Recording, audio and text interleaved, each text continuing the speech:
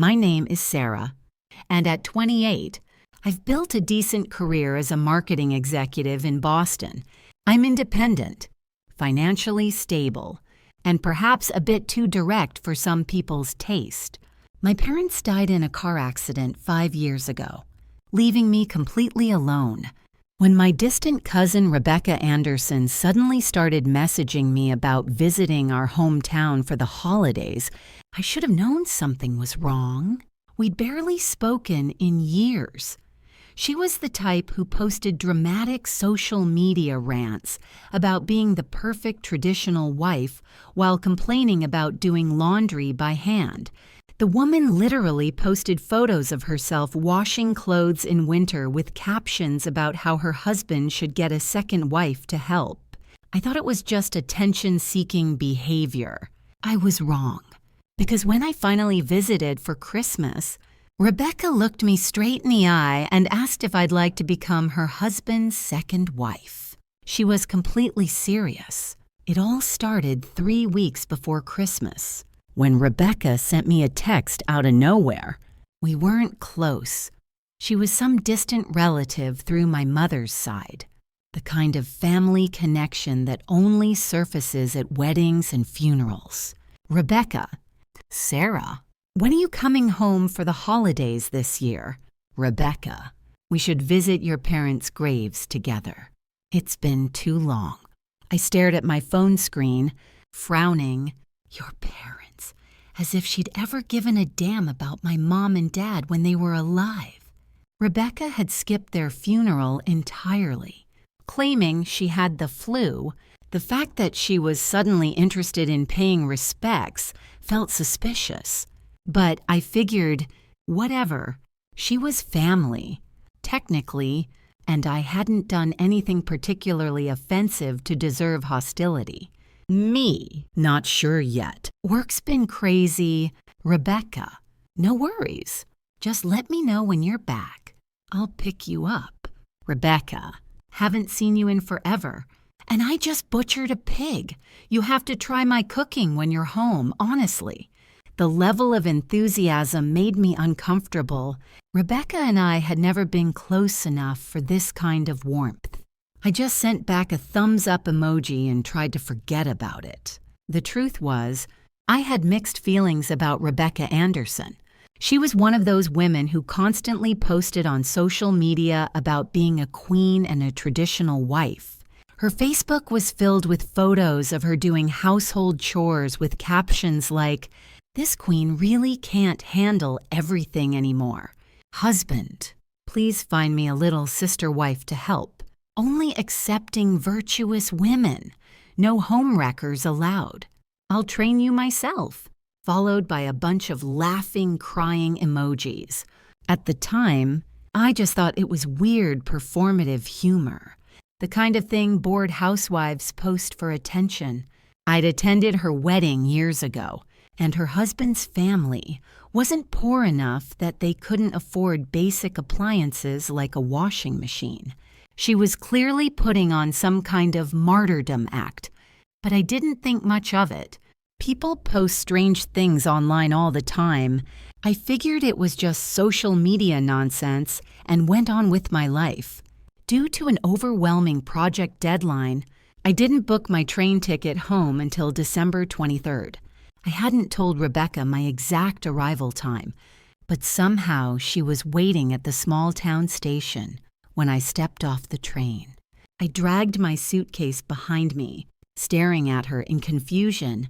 It had been months since our brief text exchange, and I definitely hadn't shared my travel plans. How did she know I'd be on this particular train? The moment she spotted me, Rebecca's face lit up with an unsettling smile. She rushed over, reaching for my luggage. "Sarah, you're finally here. I've been checking the station for days, hoping to catch you." The excessive enthusiasm and complete lack of boundaries made my skin crawl. I pulled my suitcase away from her grasp. "Rebecca, that's really not necessary. I need to get home and settle in. It's Christmas Eve tomorrow, and I have a lot to take care of." I kept a firm grip on my belongings and started walking toward the exit.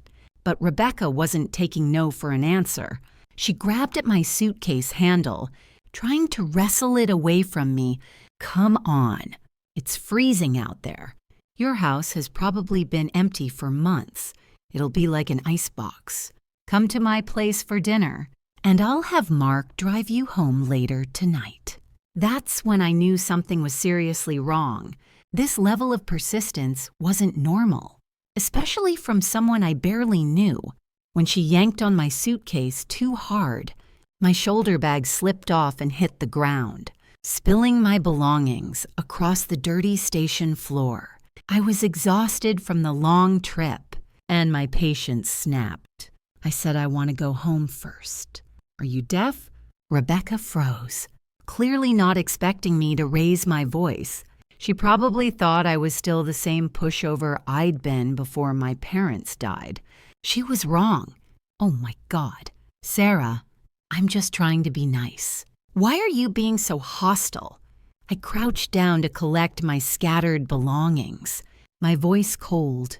Funny how you think not listening to someone and grabbing their stuff is being nice. If you understood basic human communication, you wouldn't have made me angry in the first place.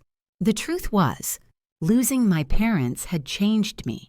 When you don't have anyone left to protect you, you learn to protect yourself. During my early career years, I dealt with enough manipulative people to recognize the signs. I'd developed a backbone out of necessity. Rebecca had miscalculated if she thought I'd be easy to push around. After I called her out, her face went through several emotions: surprise, embarrassment, and something that looked like frustration. She stood there awkwardly as I finished picking up my things, clearly unsure how to respond. I ignored her completely, grabbed my suitcase, and walked away, leaving her standing alone in the cold wind. Since my parents' death, I only came back to this town during the holidays. The house felt enormous and empty when I walked through the front door. Looking around at the vacant rooms, I felt a familiar pang of loneliness and sadness. I spent the afternoon cleaning and organizing, then went to the local market in the evening to buy some basic groceries for Christmas. When I returned home around sunset, I found Rebecca waiting outside my house with 2 other people. My stomach dropped. This couldn't be good. But Rebecca acted like our earlier confrontation had never happened. She smiled brightly and grabbed my arm, turning to introduce me to her companions. "Mom, Mark, what do you think?" "I told you Sarah would be perfect." That's when I realized the other 2 people were Rebecca's husband, Mark, and his mother, Patricia. The older woman looked me up and down like she was appraising livestock at a county fair, then gave a grudging nod. She'll do, I suppose, though she looks a bit too worldly. Living in the city probably made her forget how to behave properly. Mark, Rebecca's husband, kept staring at me in a way that made my skin crawl. I immediately stepped back, pulling my arm free from Rebecca's grip. "What exactly do you people want?" Rebecca's smile faltered slightly, but she pressed on with whatever script she'd prepared. "Sarah, you're almost 30 now, and with your parents gone, you don't have anyone looking out for you." I was thinking, maybe I could play matchmaker and help you marry into the Anderson family. My blood went cold. Our family knows what kind of man Mark is. I promise I won't make things difficult for you. You just need to help me manage the household, and we could all live together in harmony. I guarantee we'd be like a happy, peaceful family. The words hit me like a physical blow. First shock, then immediate rage. I looked at Mark, a disgusting, greasy man who reeked of motor oil and barely seemed to bathe. Then I looked back at Rebecca. Was I hearing this correctly, or had she completely lost her mind? Did she seriously just ask me to become her husband's second wife? And take turns serving him? My anger exploded beyond all control. I rolled up my sleeves and pointed directly at all three of them. Are you fucking insane? Rebecca, you call me family and then suggest something this sick. It's Christmas Eve, and you're here contaminating my house with this garbage. Get out! All of you, get the hell out of my house right now. The fake smile disappeared from Rebecca's face, and her voice turned cold. Sarah, what are you saying? I'm trying to help you here. She glanced around nervously, as if afraid someone might overhear, then lowered her voice. This is family business. Let's go inside and discuss this properly. That's when Patricia, Mark's mother, spoke up from behind them. She gave me a dismissive look and let out a contemptuous snort. At your age, still single after your parents died so young, what man would want damaged goods like you anyway? If it wasn't for the fact that you make decent money, and Rebecca here begged me, no ghost would let you step foot in the Anderson family. Her words were like a punch to the chest. My parents' death was the deepest wound in my heart, and she'd just driven a knife straight into it. I immediately saw red. All rational thought disappeared. I grabbed the large push broom I'd been using to clean the yard and charged straight at the three of them. You fucking bitch. I'll kill you right here. I'd been living alone in the city for years, and for safety reasons. I'd learned both self-defense and boxing. I was in good physical shape with quick reflexes. I also understood that dealing with poisonous old hags like Patricia required overwhelming force. Show even a hint of weakness, and they'd walk all over you forever. None of them expected me to react with such violence. Patricia took a direct hit to the shoulder from my broom and screamed in pain. Mark tried to rush me, but he was scrawny and weak. With me wielding a long-handled broom in a fury, he couldn't get close enough to touch me. Rebecca tried to grab my arms from behind, but I immediately shoved her off, sending her sprawling to the ground. I beat them until they scattered like panicked chickens, clutching their heads and running for cover. The noise was loud enough that neighbors started coming outside to see what was happening. When Patricia saw the growing crowd, she sat down hard on the ground and began wailing like a wounded animal. Help! Someone's trying to murder me. This cursed girl has turned into a killer. Mark helped his mother to her feet, glaring at me with hatred. Sarah Mitchell, you crazy bitch! What gives you the right to assault people? Patricia continued her dramatic performance, now bringing my dead parents into her tirade. I threw the broom down and charged forward, slapping her across the face so hard it echoed. Shut your fucking mouth!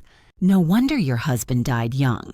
Having a cursed shrew like you probably drained his life force completely.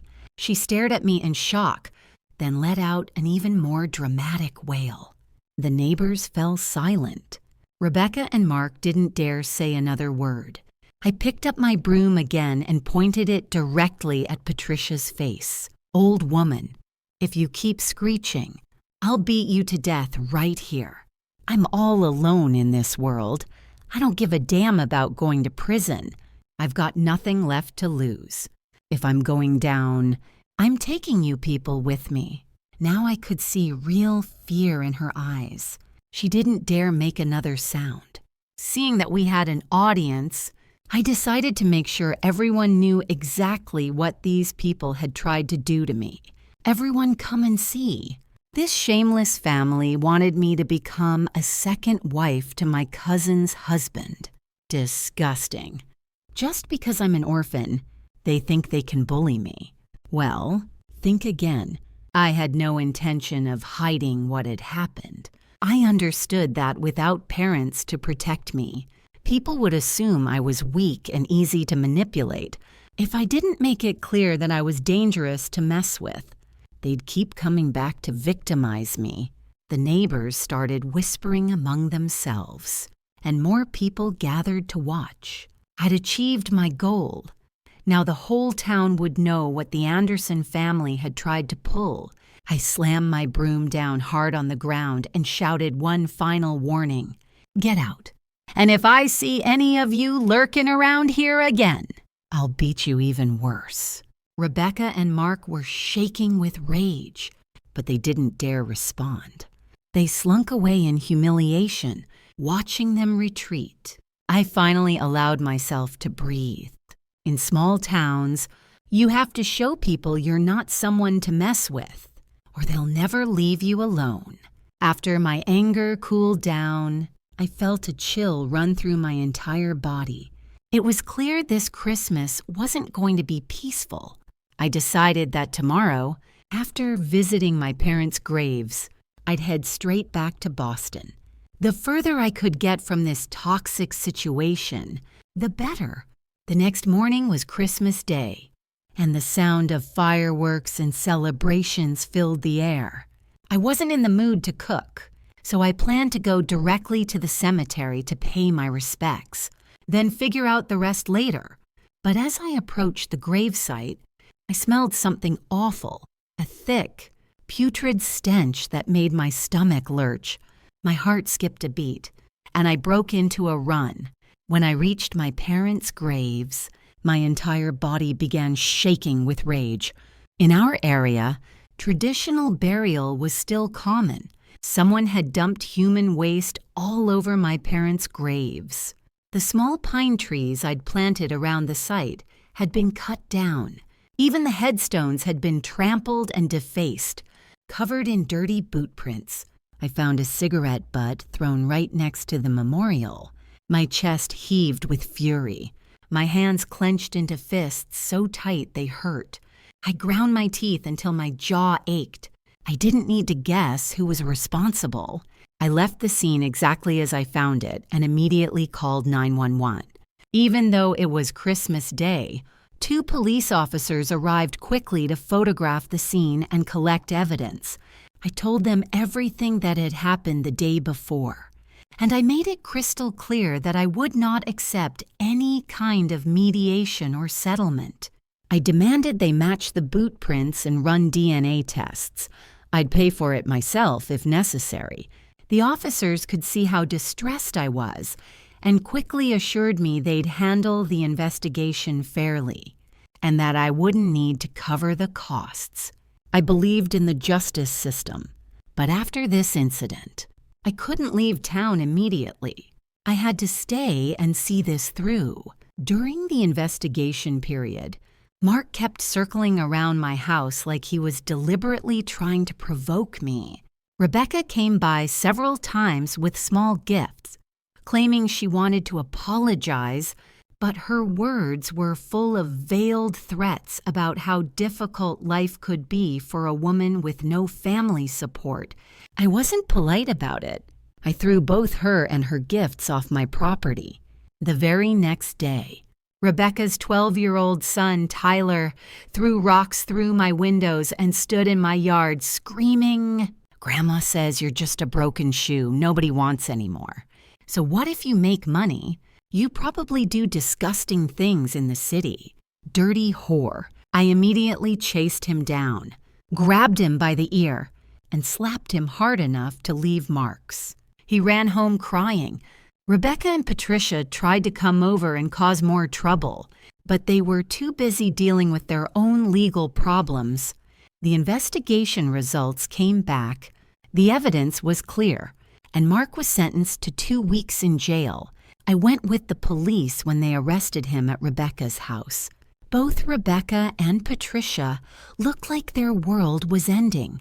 I remembered how cocky Patricia had been when I first reported the crime, thinking that without security cameras in the rural cemetery, I'd have no way to prove anything.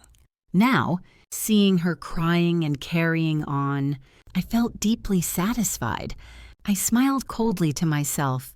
In rural communities, people rarely involve the police in disputes.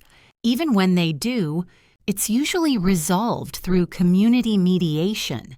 Few people are willing to pursue serious legal action like I had.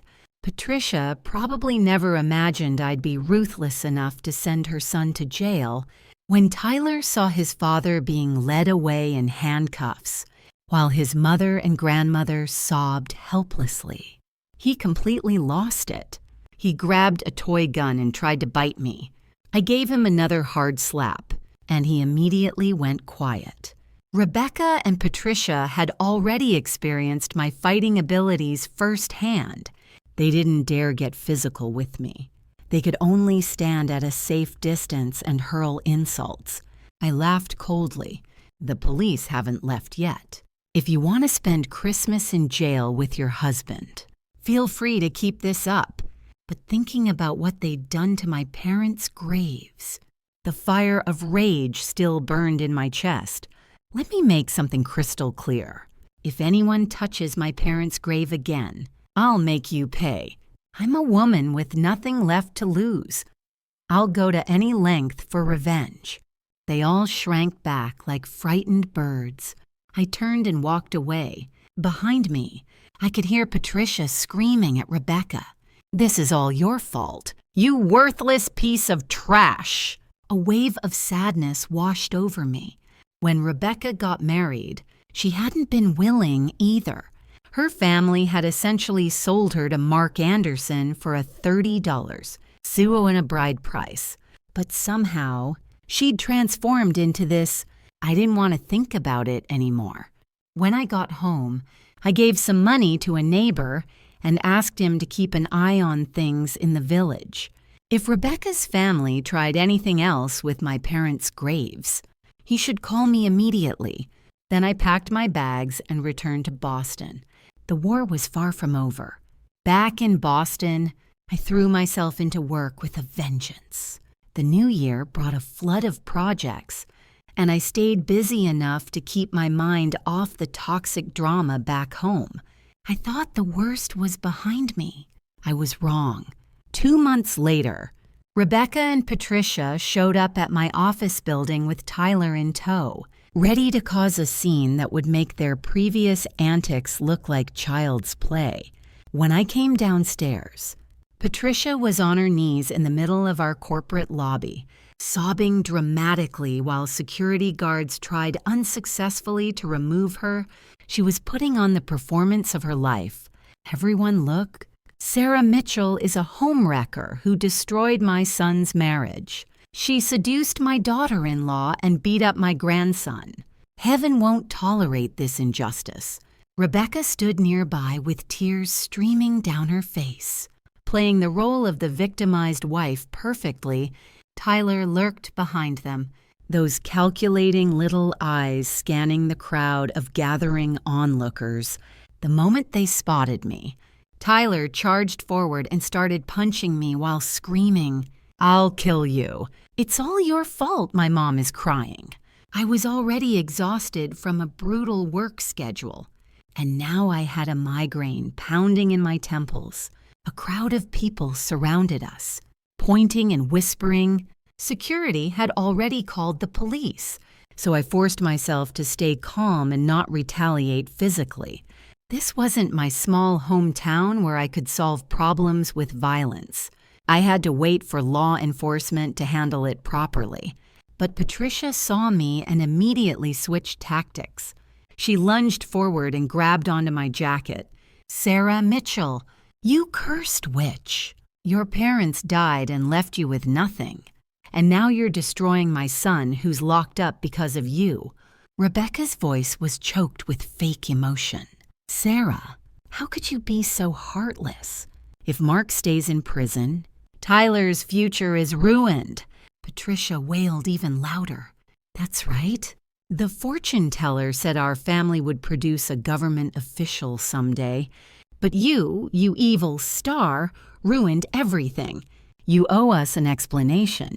At that moment, Tyler bit the security guard holding him and broke free. His eyes were filled with pure hatred as he rushed toward me again. I watched the chaos unfolding around me and spoke with ice-cold calm. An explanation. What exactly do you want me to explain? Patricia immediately stopped her dramatics, wiped her nose on her sleeve, and lowered her voice to a more threatening tone. Mark got sick in jail because of you. Now he's weak and Rebecca can't take care of everything alone. You need to move into the Anderson house and serve your duties. I clenched my fists and glanced between the three of them, then burst out laughing in pure rage. Rebecca thought I was softening, and hope flickered in her eyes. Sarah, you make so much money in the city, but you don't have anything to spend it on. Why not come home and help support the family? Tyler needs money for school, too. You could lend us a hand. Since your parents are gone, you're all alone anyway. If you agree to this, Tyler could be like your own son. He'd take care of you in your old age. I felt my heart turn to ice. So this was their real plan. They knew I had no parents, no siblings, no family. They thought they could manipulate me into taking care of them financially and then steal everything I'd worked for. Unfortunately for them, they'd miscalculated badly. At the police station, I immediately showed them the video I'd secretly recorded during the confrontation. Patricia had publicly harassed and insulted me, and I made it clear once again that I would not accept any mediation. The evidence was crystal clear, and combined with my firm stance, she was detained for disturbing the peace and defamation. I just wanted this resolved quickly so I could get back to work. But when I left the station, Rebecca and Tyler were waiting for me again. Tyler glared at me with pure hatred, spat in my direction, and screamed words that no 12-year-old should even know. You fucking slut! You sent my grandma to jail. I'm going to kill you. The rage I'd been holding back exploded. Rebecca saw my expression change and quickly pulled Tyler behind her. Sarah, he's just a child who doesn't understand what's happening. You're an adult. Surely you won't hold it against a kid. I looked at Rebecca coldly. From the moment she'd asked when I was coming home for Christmas, to showing up repeatedly at my house, to orchestrating all this harassment, I'd thought Patricia was the mastermind. But Rebecca had been pulling the strings from the very beginning. I grabbed Tyler firmly, squeezed his face hard enough to make him wince, then slapped him with enough force to leave a handprint. He immediately started crying. I stared directly at Rebecca. I am an adult. That's exactly why I need to discipline children properly. No need to thank me. Then I turned and walked away, ignoring the fury and resentment burning in her eyes. People become pitiable for a reason, but they also become hateful for a reason. When I got home, I immediately contacted an old college friend who worked in private investigation. Years ago, she'd been bullied by a group of mean girls, and I'd helped her deal with the situation. She was happy to return the favor. As I suspected, my friend discovered that Mark was deep in debt from a major scam. He'd met a girlfriend online, and when they met in person, he'd tried to assault her. Turns out it was a honey trap. He'd been set up and blackmailed for a significant amount of money, with no other options. He'd borrowed money from dangerous people, and now they were demanding payment. That's why they'd targeted me. An orphaned young woman with no family protection and a good job in the city. I was the perfect mark, and they wanted to destroy my reputation and force me into a corner where I'd have no choice but to hand over my assets. A chill ran down my spine. If I hadn't been strong enough to fight back from the beginning, they would have devoured me alive by now. I stared out at the traffic moving past my window, my resolve hardening.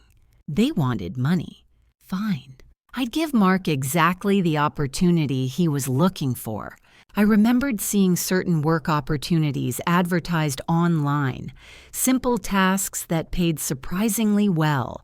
All you had to do was lend your bank account, and they'd pay you a fee. Sometimes the money offered was too tempting to refuse, but I knew these were extremely risky operations, likely connected to money laundering or other illegal activities.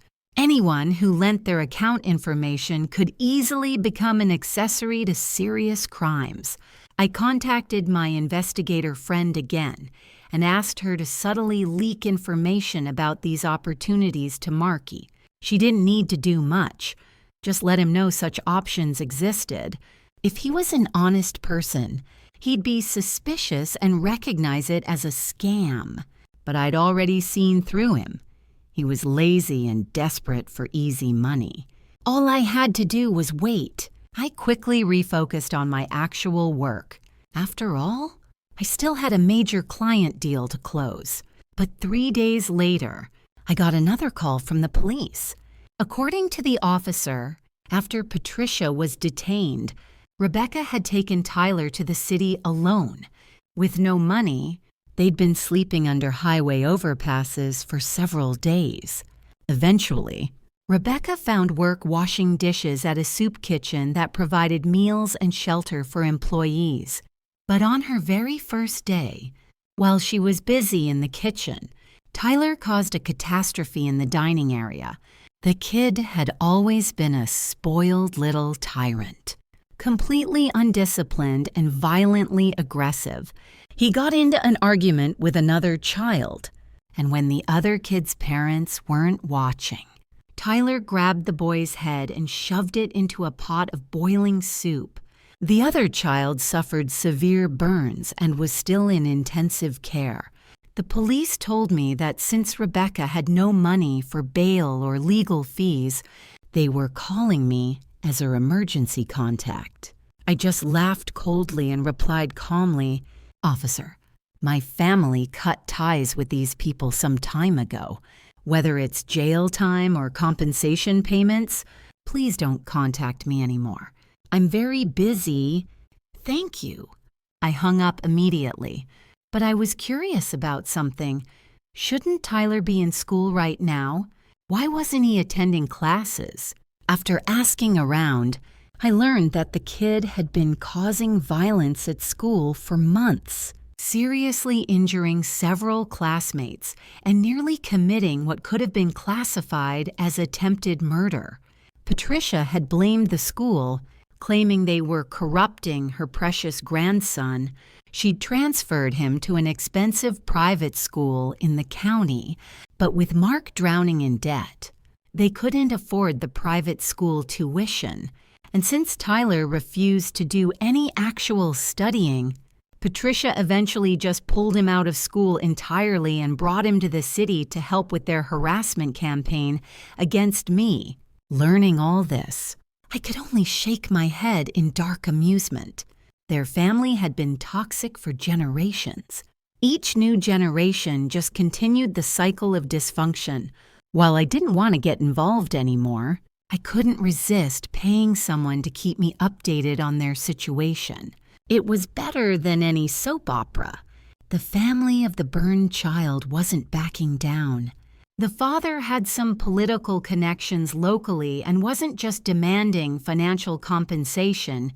He wanted Tyler to face serious consequences, with no other options.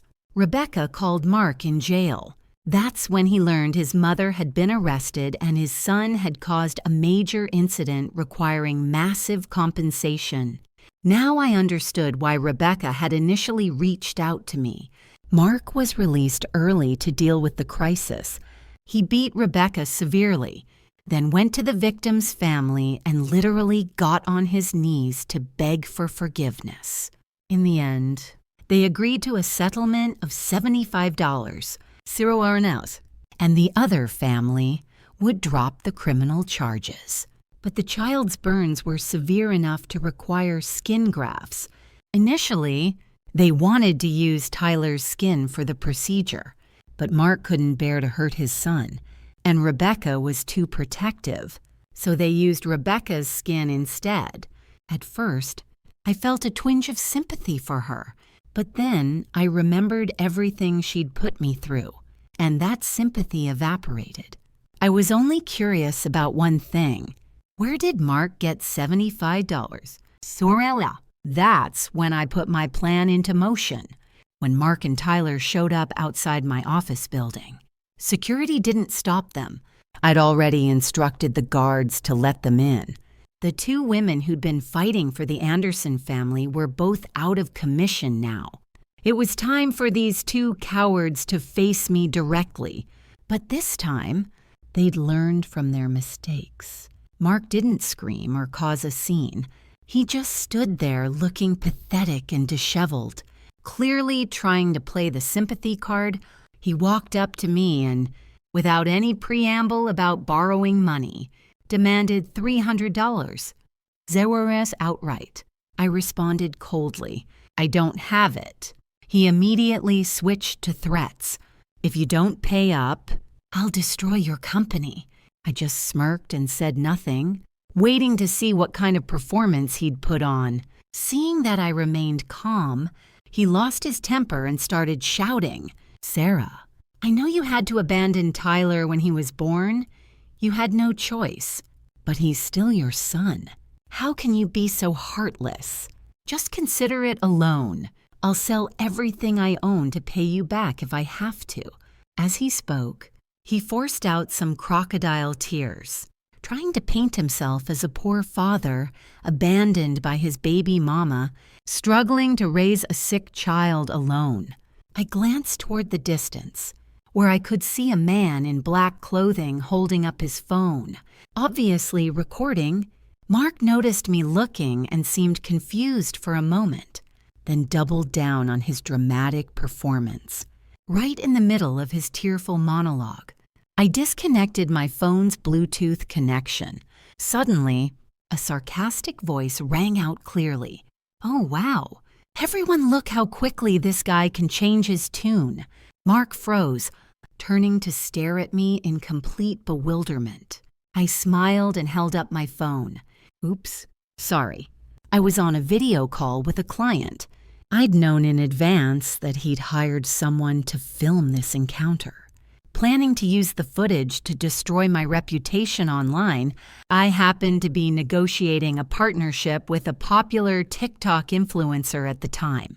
I managed to record his performance, guide the narrative, and promote my company's products all at the same time. Mark never expected his carefully planned scheme to be exposed so thoroughly. The video went live in real time. His rapid personality change was captured by internet users and spread widely. Someone even turned it into a meme compilation, helping the incident trend nationwide. He'd lost completely. Instead of damaging my reputation, he'd made himself and Tyler into laughingstocks. The whole story about Tyler pushing another child's head into boiling soup also resurfaced, making internet users even more outraged. And their previous attempt to force me into becoming a second wife was also dug up, further enraging people online.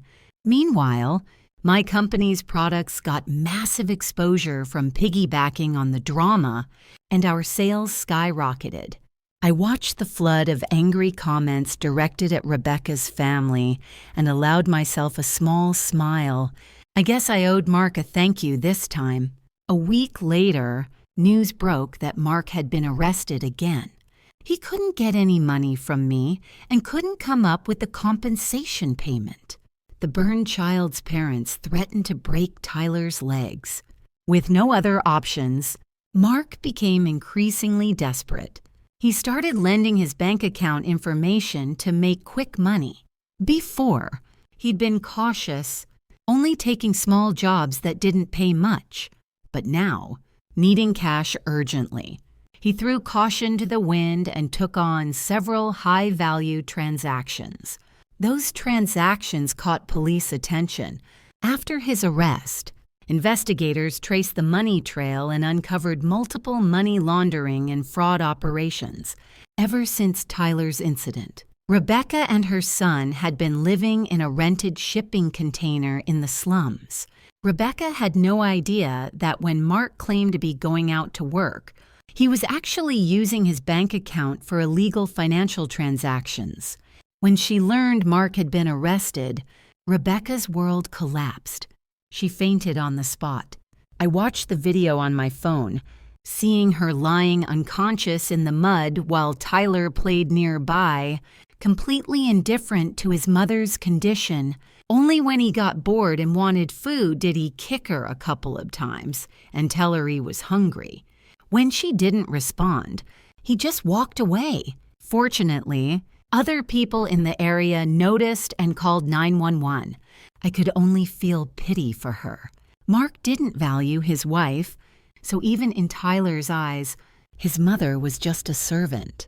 Rebecca was clearly a victim, yet she'd chosen to join forces with her abusers and become part of the violence. I took a deep breath, turned off my phone, and returned to my work. They'd brought this situation on themselves. If they hadn't been so greedy and malicious, repeatedly targeting me, how would they have ended up with one family member in prison and another in the hospital? Given the crimes Mark had been involved in, he'd probably be spending several years behind bars. I stopped paying attention and focused on my career. Lately, the public attention had boosted our company's product sales significantly. I needed to capitalize on this momentum while it lasted. The next news about Rebecca came 2 months later. Once again, it was the police calling me. Tyler was in the hospital. Rebecca was on the line, sobbing as she explained that Tyler had been dragged into an alley and beaten so severely that he was now in intensive care, fighting for his life. The area where they lived had poor security camera coverage, and since the attack happened at night with the perpetrators wearing masks, the chances of catching them were slim. The doctors said his injuries were so severe that he might need a permanent colostomy bag. Rebecca's voice cracked as she cried into the phone. "Sarah, I know I've wronged you, but Tyler is still your nephew. Could you please help me just this once? Lend me some money." Her voice echoed in what sounded like a hospital corridor. In the background, I could hear Patricia screaming at her, calling her useless, a curse, someone who couldn't even protect her own grandson. Patricia's voice was harsh and aged, grating on the ears. I immediately declined. "Let me be clear about something. I call you cousin out of basic politeness, but we have no blood relationship. After everything you people have done, do you really have the nerve to ask me for help?" I sat in my office chair, rubbing my temples and leaning back. Looking back, I felt incredibly fortunate that I hadn't gone to Rebecca's house that first day. If I had, I might not have made it out alive. Thank God that after my parents died, I learned to be strong and vigilant. If I'd been weak and trusting, that family would have destroyed me completely, or kept me locked up like livestock. Rebecca's voice broke. "Sarah, why does your life turn out so well? You got to go to college, and even after your parents died, you're still doing fine and making good money. But my life is such a mess." Her voice was filled with resentment and envy I'd never heard before. But what did any of that have to do with me? My suffering wasn't caused by her. Why did she keep trying to drag me down into the mud with her? I hung up decisively. This time, I changed my phone number entirely. I also instructed the security guards downstairs. If anyone from that family showed up, turn them away immediately. If they caused trouble, call the police. After finishing my work commitments, I made a trip back to my hometown. Thinking about Rebecca's family, I decided to sell the house where I'd grown up. From now on, I'd just drive back to visit my parents' graves when needed. No point giving people something to covet. But on my way back, I unexpectedly encountered Tyler. After his grandmother was stabbed to death and both his parents were arrested, Tyler had been sent to live with his uncle. In just a few months, he'd become completely different. His clothes were dirty. He was wearing a colostomy bag that gave off a slight odor, and he'd become withdrawn and insecure. He stood by the roadside staring at me furtively, but didn't spit at me or curse like before. I didn't even glance in his direction as I walked past. From the neighborhood gossips, I learned he'd dropped out of school. Wearing a colostomy bag to class had made him a target for bullying, especially from kids he'd previously terrorized. They were getting their revenge, unable to handle it, and with his uncle unwilling to keep supporting him. This was the result. I supervised the movers as they packed up every item from my childhood home, no matter what had happened in the past. From now on, none of it had anything to do with me anymore. The road ahead was long, and I would walk it with determination.